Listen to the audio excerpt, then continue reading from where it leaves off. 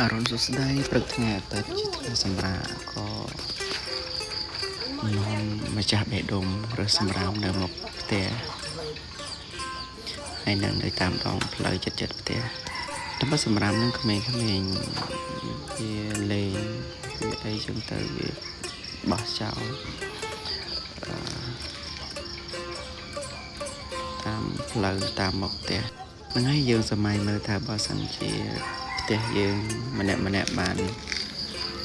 សម្អាតហើយបើយើងស្រឡាញ់ផ្ទះរបស់យើងស្រឡាញ់បរិស្ថានរបស់យើងស្រឡាញ់ទីតាំងរបស់យើងនោះយើងនឹងសម្អាតវាហើយនឹងមានសុខភាពស្អាតនៅតាមដងផ្លូវនៅពេលដែលយើងដើរហាត់ប្រាណពេលព្រឹកនឹងធ្វើឲ្យអារម្មណ៍យើងស្រស់ស្រាយយើងអត់មានស្រោបជាតិពុលអីចឹងណាអញ្ចឹងបើសិនជាយើងសម្អាតតាមផ្ទះយើងរៀងខ្លួនតាមដីរៀងខ្លួនអញ្ចឹងបរិស្ថានរបស់យើងនឹងបានស្អាតគ្រប់កន្លែងហើយ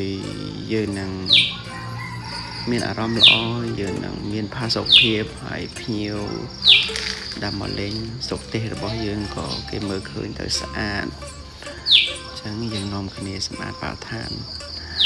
របស់យើង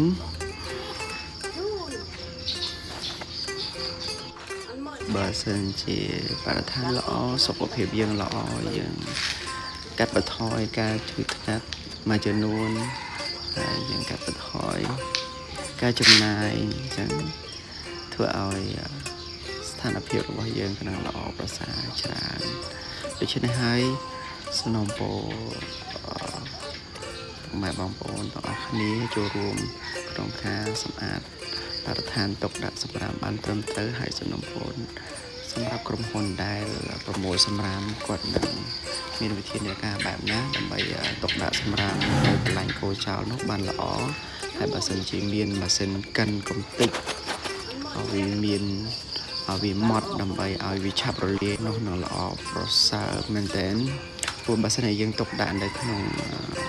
ថូសម្រាប់បានល្អតែនៅទីតាំងមួយដែលនឹងគោចោលនោះมันល្អនោះក៏ជាបញ្ហាមួយទៀតអរគុណច្រើនសុខសប្បាយសុខភាពល្អទាំងអស់គ្នាបងប្អូន